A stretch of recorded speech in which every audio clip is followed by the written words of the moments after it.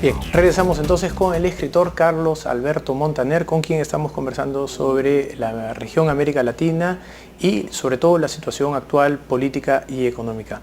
Carlos Alberto, al comienzo del anterior segmento, tú mencionabas dos corrientes que, dicho sea de paso, no todo el mundo las observa tan nítidamente. Hay muchas personas que tienen reparos, creen que cada país es soberano y por lo tanto son libres de determinar sus formas de articular, y en medio de esto comienzan a salir escenarios como por ejemplo Chile entregando la presidencia de CELAC, un organismo supuestamente democrático, a un régimen que tiene 53 años en el poder. Por otro lado, un organismo multilateral le otorga una especie de premio a Venezuela y a Cuba como los países con el mejor índice de desarrollo humano. ¿Cómo entender esto en la realidad de lo que viven los pueblos? Bueno, hay aquella frase de Jean-François Revel de que la mentira es el elemento que mueve realmente al mundo y la ficción. El hecho de que los latinoamericanos hayan prescindido, los gobiernos latinoamericanos, de cualquier juicio moral, a mí me parece una verdadera tragedia. Y además una gran hipocresía, porque durante todo el siglo XX, con razón, los latinoamericanos criticaban a los Estados Unidos porque los Estados Unidos, en defensa de sus propios intereses, tenían las mejores relaciones con las dictaduras sin importarles, las dictaduras de derecha, sin importarles precisamente los crímenes que cometieran o las barbaridades que hicieran, que defendían sus intereses económicos y sus intereses políticos básicamente durante todo el periodo de la Guerra Fría. Aquellas protestas latinoamericanas eran absolutamente razonables. Ahora, ¿qué ha pasado en el siglo XXI? Que aquel rol de los Estados Unidos lo juega América Latina. A América Latina no le importa que en un país se mate, en un país se fusile, o se encarcele, o se violen las instituciones de derecho, porque son absolutamente indiferentes a la cuestión moral que eso significa, y está dispuesto el señor Piñera a entregarle el mando con un abrazo a Raúl Castro, que es un dictador de, como decías tú en la premisa, de 53 años de ejercicio de una dictadura que en este caso es una dinastía familiar. Y no hay ningún tipo de reparo moral, pese a existir un documento precisamente firmado en Lima, que es la Carta Democrática, donde todos los países se comprometieron a defender la democracia liberal, la democracia republicana, con separación de poderes y con independencia de poderes y con elecciones periódicas y con prensa libre, todas las características que de alguna manera perfilan lo que es una verdadera democracia. Así que ahí estamos viendo una terrible contradicción por la que vamos a pagar un alto precio, porque la verdad es que los países que más prosperan como regla general son las democracias. De los 20 países más prósperos del mundo, 17 son democracias liberales. Y los otros son, como el caso de Singapur, que es un país muy próspero, son o democracias de mano muy dura y con espacio, pero son 3 de 20. Los otros 17 son democracias en donde es lógico que haya más prosperidad porque hay más libertad para tomar decisiones. Finalmente, la prosperidad, como todo en la vida, es la consecuencia de la toma de decisiones adecuadas, y esa toma de decisiones adecuadas se puede tomar mejor donde hay un ambiente de libertad. El caso de Cuba y el caso de Venezuela me siguen pareciendo muy parecidos en cuanto al origen y el desarrollo de la narrativa. Yo sigo escuchando, hace pocas semanas, lo he escuchado en una reunión cuando mencionamos el caso cubano, personas que hacían referencia a la era Batista, ¿no? O sea, hace 50 y tantos años, diciendo que en esa época Cuba era pues el bar de los norteamericanos, por decirlo de una manera elegante, que las diferencias económicas y sociales eran insostenibles, que la dictadura, y entonces Lo mismo uno escucha cuando va al caso venezolano, que antes de Hugo Chávez los gobiernos venezolanos eran muy corruptos y que despilfarraban el petróleo, pero cuando uno ve lo que han hecho los gobiernos que entraban reivindicando estas banderas, han sido más corruptos, mucho más dictadores, ¿no? Han estado más tiempo en la dictadura, han corrompido las fibras sociales, institucionales en mayor medida, y lo que no encontramos es una contranarrativa. No encontramos a grupos que puedan brindar una explicación alternativa de lo que ha ocurrido.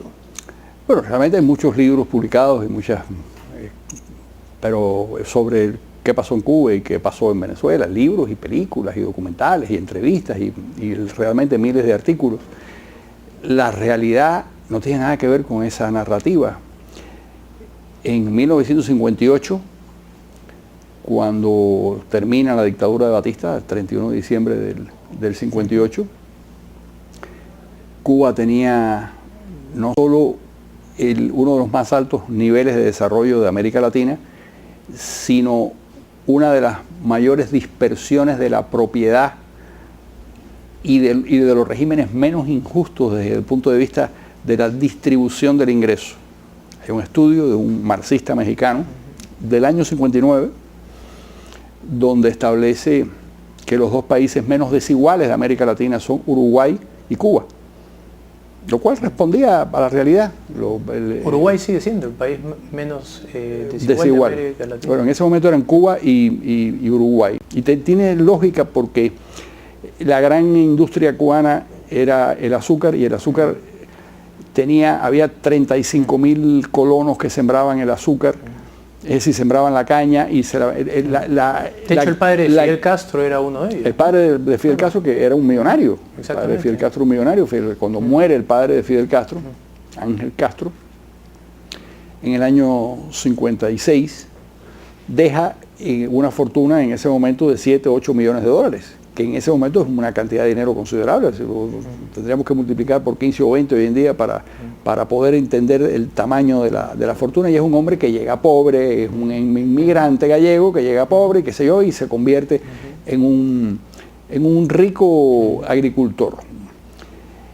Ese fenómeno se repitió muchísimas veces en Cuba. Y luego el cuento de que era el prostíbulo de los americanos. Cuba era había prostíbulos como los hay en Lima y como los hay en todas partes, pero si acaso era el prostíbulo de los cubanos, no el prostíbulo de los americanos, porque la costumbre era que los muchachos se estrenaban sexualmente en los prostíbulos, y esa era lo que yo vi en Barcelona, el barrio chino de Barcelona, lo que hay en Madrid, lo que hay en cuanto a los casinos famosos, los casinos de juego. Había 5 casinos en La Habana. ¿Cuántos hay en Lima? No, muchísimo más. ¿Cuántos hay en cualquier lugar del mundo? Había 5 casinos. Es decir, toda es la coartada para tratar de explicar por qué ocurrió algo que no fue otra cosa que la traición a un movimiento revolucionario que prometía elecciones, el regreso a la Constitución de 1940, que era una constitución socialdemócrata muy...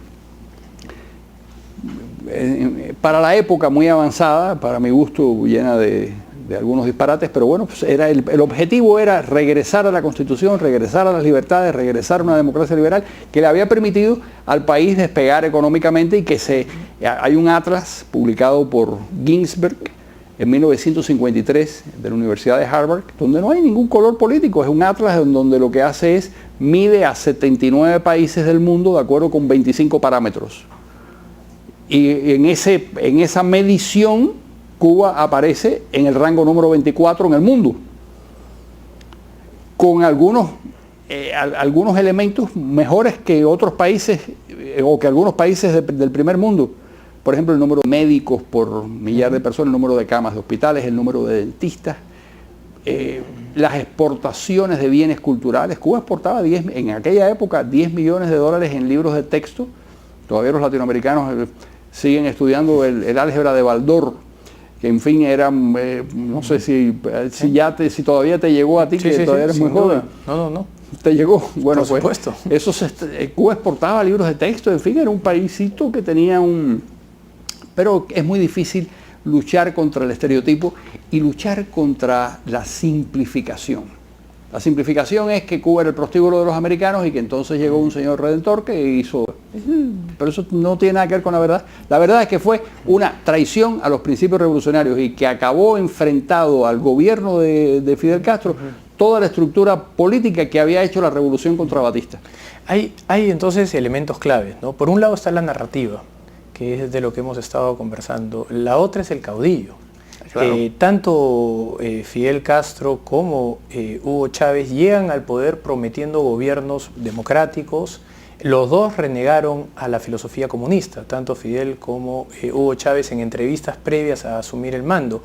¿Cuál es entonces la garantía que la persona que llega al poder, una vez en el poder, no va a encontrar esta suerte de método para, a partir de narrativas y de, qué sé yo, disonancias cognitivas, ¿no? Identificar cosas que se contradicen con lo que uno pensaba y comienzan a generar entonces una corriente de opinión a favor de un Estado más grande, de mayor populismo, y por lo tanto las personas ven mecanismos para quedarse en el poder más allá de lo que les corresponde? Bueno, todo eso tiene un origen nefasto. El origen es el divorcio creciente entre la sociedad y el Estado.